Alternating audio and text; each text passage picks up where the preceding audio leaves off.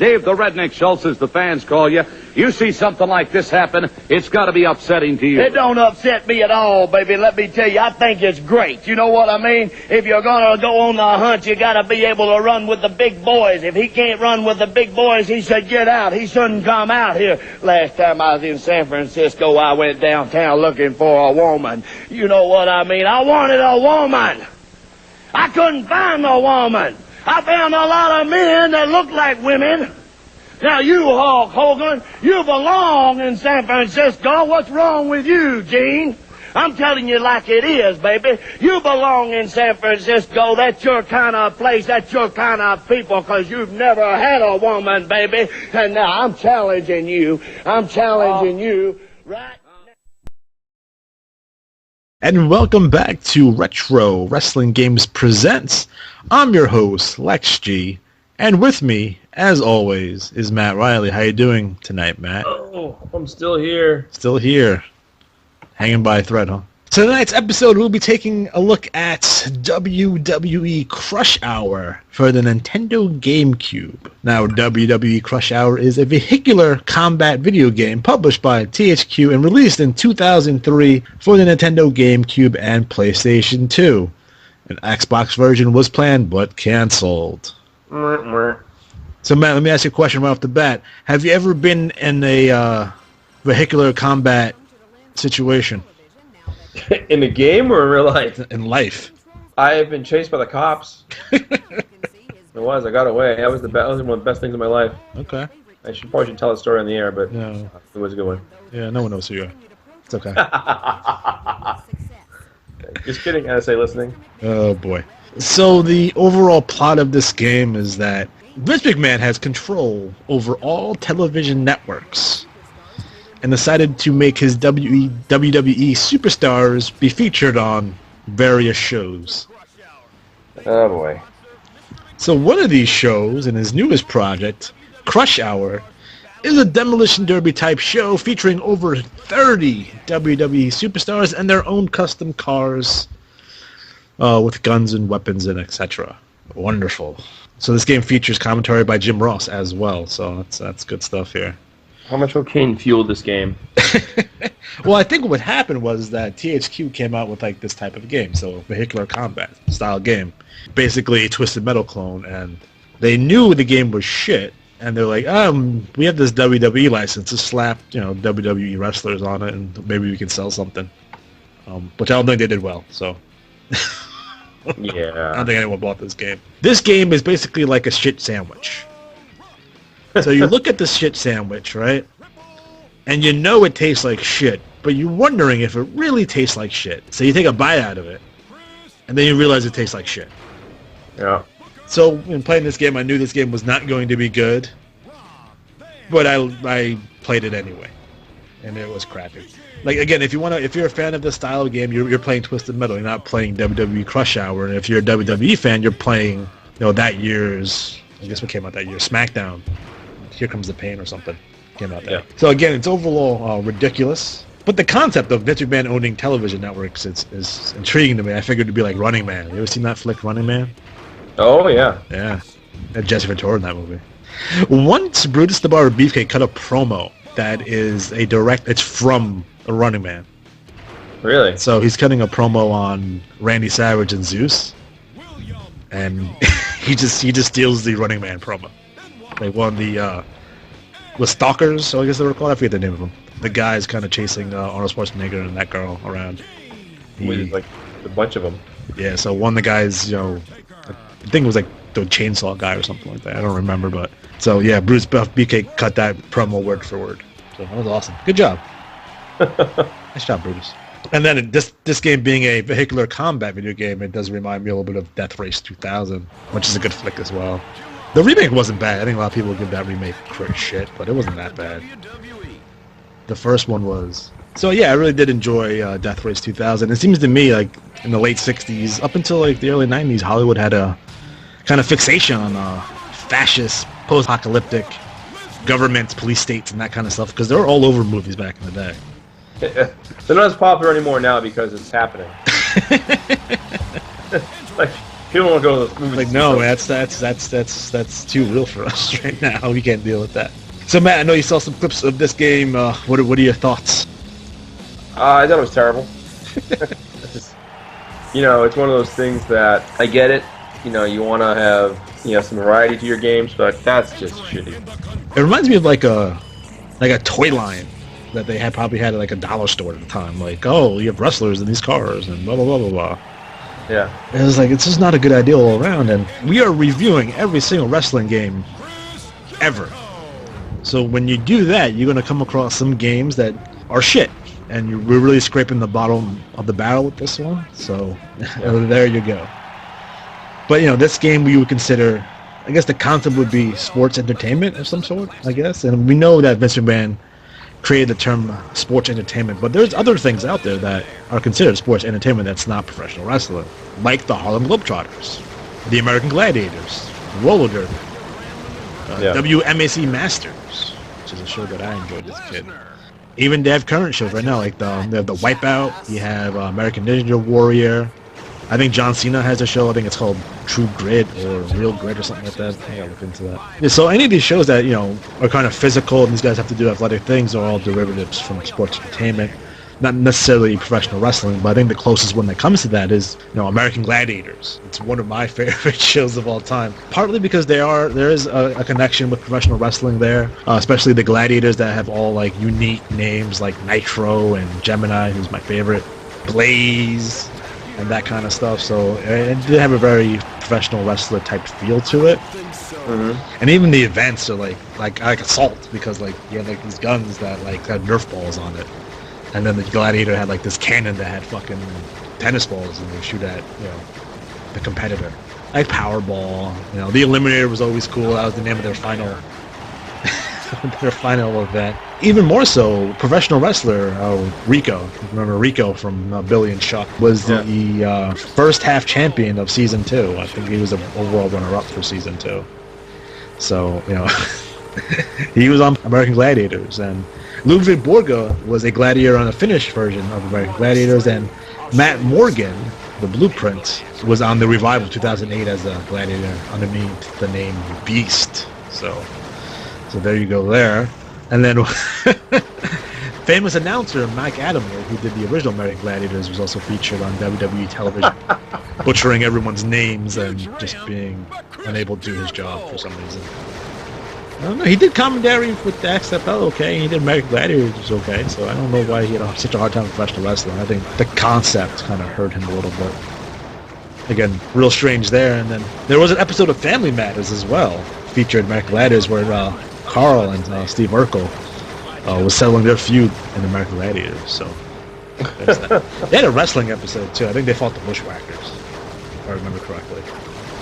But you know what the thing is about anytime you saw like professional wrestling on a TV show? It's like the worst carny indie bullshit that you would ever see. It was never like in a big arena. It was like, and they would have like the cheesiest wrestlers, like the Masked Golden Warrior #3. He was fighting Steve Urkel. I mean, it was ridiculous. I remember when Billy Gunn was on Sabrina the Teenage Witch too. It was pretty ridiculous. Billy Gunn. Yeah, Mr. Ass. Oh, you didn't know? He knew, by the way. He got popped for steroids too. I find that shocking. But he was popped like he was a trainer at NXT. Oh. He failed the test. Like they're not testing the trainers, obviously, but he was doing like a weightlifting competition and got popped. So, wow. Bless his heart. He'll be back someday, but he looks great though. He looks great. He looks fantastic. He's better with all those roids. Yeah, bless his heart. So another sports entertainment type show that I enjoyed was. So Matt, what did you think about the American Gladiators? I remember thinking, how bad could a tennis ball hurt? We were working with a friend, and you're like, you're like, oh, that can't be that You bad. played like Suicide as a kid, or they called Asses Up. Asses Up? You ever play that game? The tennis ball you slam against the wall. Well, yeah, we know what you're thinking. So. Yeah. Yeah. Did you watch it? Did you think it was scripted? I didn't. but if it was, I wouldn't be surprised. I know they had some guys that went out with some injuries and what have you. I was gonna say, I always remember there's like those poor sad people would be like hiding behind the one pillar, and there's like tennis balls raining down on them, and it's like trying to get like the chance to run. And it's like, can they make it without getting hit? And they're just like lining him up, and it's like, come on, man. Like, bing. Yeah. I remember the female competitors always had like, I guess the first part of the eliminator with like a reverse treadmill, so you had to run up the treadmill. They always had like a hard time with that one for some reason. I don't know why. See, if it was in my power, again, if I was a WWE guy, I would have a running break period for wrestlers where they go off and they get a break from wrestling, do a TV show, a game show, whatever. It could be a couple weeks, whatever, but it's a way to get them into the public eye. Yeah. We don't do that enough anymore. I mean, yeah, they have some shows here and there, but I remember like Kofi Kingston did a sci-fi special about 5 years ago.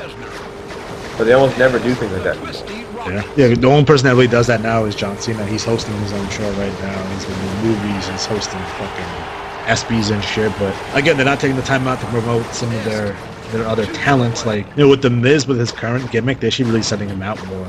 Like, actually have him be in Hollywood. Probably be nice. It would probably help him out. Have him like stand next to, you know, A-list celebrities. I would send celebrities, like I would have 3 or 4 celebrities come to like WrestleMania, right? Yeah. Have like would be the Kardashians and Kanye West. And they'll come to the ring with him. That'd be ridiculously awesome. And get over his gimmick. Because now you look at him like, oh, he's not really a Hollywood guy. He's just a wrestler trying to pretend to be Hollywood, and he's doing all this nonsense because they're telling him to. But you have him interacting with like legitimate celebrities too. That would work a lot better. Yeah. So, what are you gonna do there? So another one of these shows that I watched as a child was WMAC Masters. Now I feel like I'm the only person in the world that actually remembers that show. Sounds right. It used to come on like directly after wrestling. So between pro wrestling and kung fu flicks, Godzilla movies, and what have you, that was on Fox 5, the Fox Syndication network in New York, was WMAC Masters. And actually, American Gladiators was in that time slot prior to that. So what WMAC Masters was the World Martial Arts Council, and it was a kind of a scripted show and fantasy kind of martial arts show. So every episode they would tell some sort of story, and then they would have fights throughout the show. So they have 2 guys, and they would have like health bars, like in Street Fighter or Mortal Kombat. And once one participant gets down to nothing, they lose. And they would do things like have like ninjas come out, and they would fight off these ninjas, and they would fight each other. And then they would it onto the battle dome, and then they would win. You know, they had to get a certain amount of stars for their belt. So once their belt is filled, they get to challenge like the champion. It's kind of like I hate to compare it to Lucha Underground, but it was kind of shot somewhat similar because like the kung fu and stuff was shot like sports presentation, but the rest of it was kind of like the film type of. It was shot like film on film. Yeah. So it had that really cinematic feel. And yeah, was it hokey and ridiculous and rough to watch at times? Sure, when I was a kid, yeah, but I still loved it. I thought it was great. You know, I had kung fu guys and they were fighting. And the guy from Mortal Kombat in it. He was the machine. So I thought it was pretty cool. And a lot of these guys were like stuntmen, and all of them were legitimate martial artists, you know, around the world. And it was hosted by Shannon Lee, the daughter of Bruce Lee. They gave it some kind of credibility. Well, of course. She only lasted 1 season. The show only lasted 2. So, oh boy. But you know, they would have like. At the end, like the whole episode would be based like on a PSA, like don't do drugs, and be nice to your friends, and don't start forest fires, and don't eat pork chop sandwiches. I don't think so. That kind of stuff, and yeah. But again, it was an interesting show for the time. And again, it goes back and it's in the genre of, you know, sports entertainment. You know, what are you gonna do? Like I also like the Harlem Globetrotters too. I heard they lost the game though, to the generals to kind of keep it legitimate, so they are like 6,001 right now. Oh my god. Yeah. But again, that's a throwback to like remember like I don't even remember, but like Major League players like back in the day, like way back in the day when they would make a lot of money, they would go on barnstorming tours. So you would take like all-star teams and they would play against each other in expedition kind of games to make money, like in Nebraska and shit where they don't have a Major League Baseball team. And it's kind of sort of, you know, again, it's offshoot of the carnival. It's what it is. It's what sports entertainment is. Now you were in the generation of roller derby. I missed out on the majority of roller derby. Is that correct?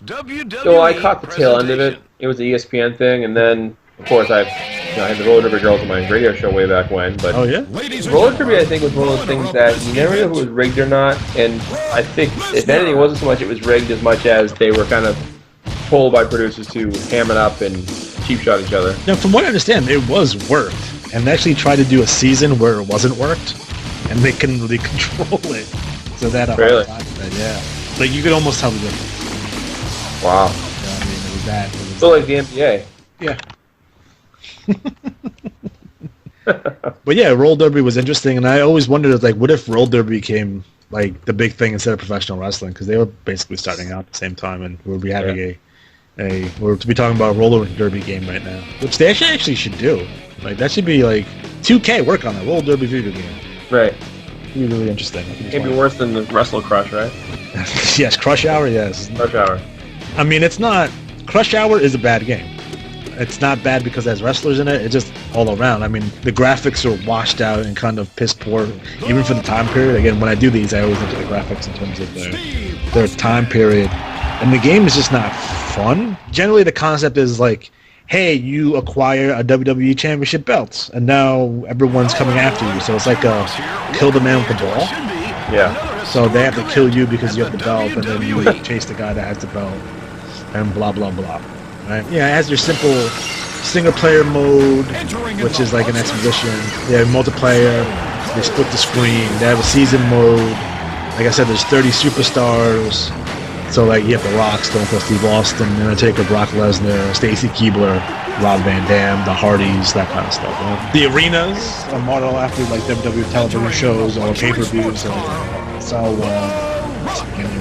it is a real one. I know one takes place like in pyramids, and it's weird. But the car models are not that great. It has like Brock Lesnar drives an armored truck, and Kurt Angle has an SUV.